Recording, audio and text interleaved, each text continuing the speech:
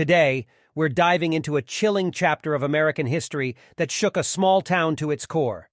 Grab a seat and buckle up because we're about to explore the haunting events surrounding the 1998 Westside Middle School shooting and how one of the perpetrators remains the only living American mass school shooter who is not incarcerated.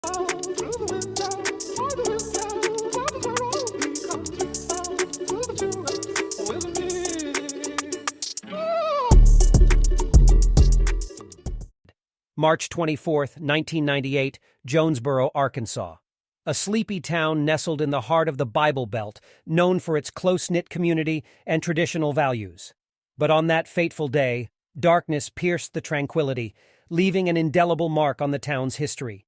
Two young individuals, 13-year-old Mitchell Johnson and 11-year-old Andrew Golden, armed themselves and set in motion a plan that would unleash unimaginable horror. Their actions would forever alter the lives of those in their path. As the sun set on that grim night, a plan fueled by darkness and malice was set into motion. Andrew Golden and Mitchell Johnson, armed with a disturbing arsenal of stolen weapons, loaded their mother's Dodge Caravan with camping supplies, snacks, and a chilling stash of firepower. On the morning of March 24, 1998, the stage was set for the unimaginable. Deliberately missing their bus, the boys arrived late at Westside Middle School, concealed within the van. Moments later, chaos was unleashed. Pulling the fire alarm during fifth period, Andrew Golden ignited panic throughout the school, while his accomplice, Mitchell Johnson, seized the opportunity and disappeared into the nearby woods with the stolen weapons. As students and teachers streamed out of the school, confusion reigned. The initial moments were fraught with disbelief and uncertainty. The sound of gunfire pierced the air, shattering the innocence of that ordinary day. The horror unfolded as the boys opened fire on their unsuspecting classmates and educators.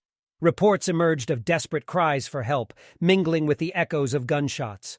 Amidst the chaos, acts of courage and selflessness emerged.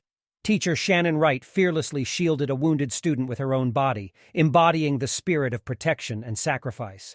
Other students bravely guided their injured peers back inside the school's gymnasium, even as bullets ricocheted off the walls and bricks around them. Tragically, the lives of 4 students and 1 heroic teacher were senselessly cut short. Shannon Wright, Stephanie Johnson, no relation to Mitchell Johnson, Natalie Brooks, Paige Ann Herring, and Brittany Varner, each name a stark reminder of the human toll exacted by this heinous act. In the wake of the carnage, as the wounded fought for survival, the authorities moved swiftly. Within a mere 10 minutes, the police apprehended Golden and Johnson, preventing their escape and securing the van loaded with chilling evidence. The scale of the devastation became apparent. 9 students and 1 teacher wounded, their lives forever marked by physical and emotional scars. Among them was Tristan McGowan, Andrew Golden's own cousin, a stark reminder of the tangled webs woven by tragedy. As the dust settled on the harrowing events of the Westside Middle School shooting, the legal system sought justice for the lives lost and shattered. Mitchell Johnson and Andrew Golden, among the youngest individuals ever charged with murder in the United States, faced a trial that would determine their fate. During the trial, Johnson, with a heavy heart, expressed remorse and read a letter of apology to the families of the victims. He claimed that he had not intended to target anyone specifically, offering a glimpse into the complexities of his troubled mind. While awaiting trial, Johnson also penned a letter that revealed his deep sadness and offered prayers for the victims and their families. It conveyed a desire for people to someday know the real Mitchell, hinting at the layers of a troubled young soul hidden beneath the surface. Due to their age, Johnson and Golden were tried as juveniles. Found guilty of 5 counts of murder, they were sentenced to confinement until they reached the age of 21, the maximum sentence allowed by Arkansas law at the time. The severity of their actions prompted public outcry, with many calling for harsher penalties for juvenile offenders.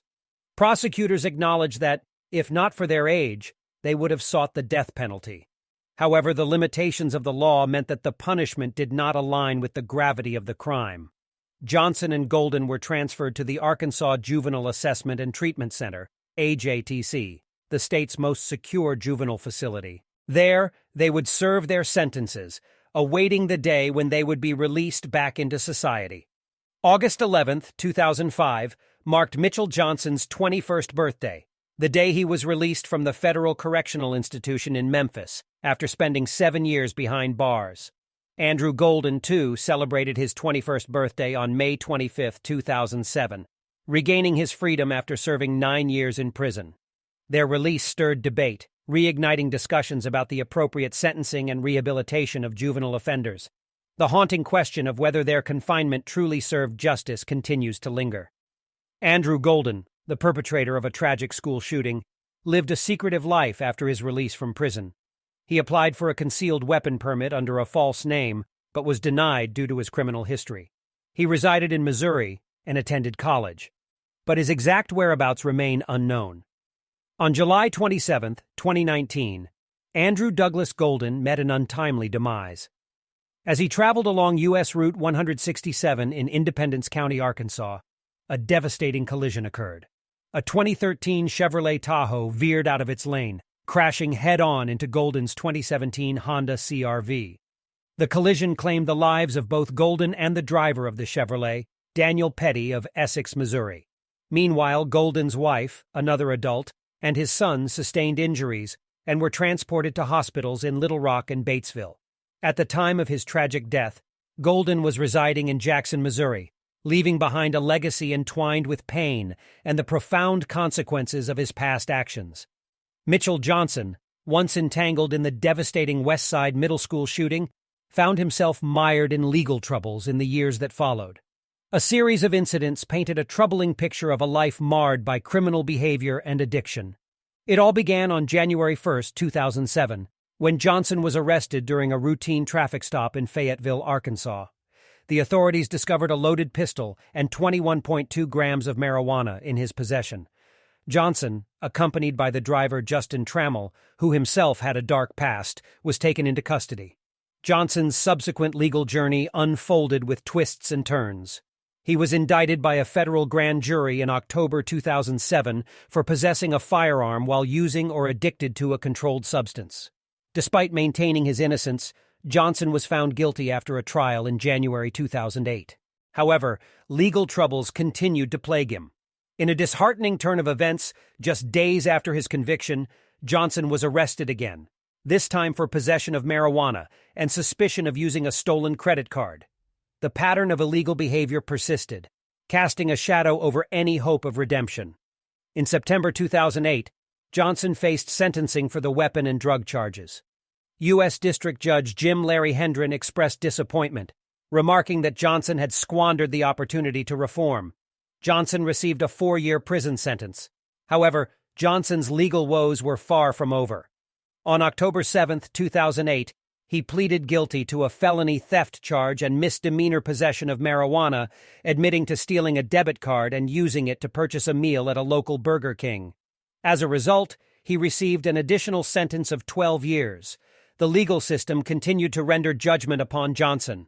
In January 2009, he was sentenced to 6 more years in prison for charges of theft by receiving and financial identity fraud, stemming from his use of the stolen card. Circuit Judge William Story expressed hope that this would mark the end of Johnson's criminal path. The combined state sentences amounted to a total of 18 years for Johnson. However, his journey through the justice system was not yet complete. In February 2010, the Arkansas Supreme Court granted Johnson leave to appeal his sentence, asserting that evidence of his juvenile convictions should not have been admitted during the trial. Ultimately, Johnson served his federal sentence of 4 years after completing his 18-year state sentence. In July 2015, he was released into the custody of the United States Probation Office for the Southern District of Texas, where he entered a drug rehabilitation program, according to reports. Mitchell Johnson's troubled journey after the Westside Middle School shooting has left an indelible mark on his life and the lives of others.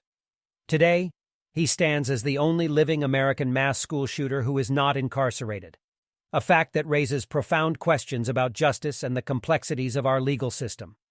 After serving his time for the tragic events of 1998, Johnson's life took a dark and troubling turn. His subsequent encounters with the law, including weapon possession, drug charges, theft, and identity fraud, painted a picture of ongoing struggles and repeated run-ins with the justice system. The case of Mitchell Johnson serves as a somber reminder of the lasting impact of mass school shootings.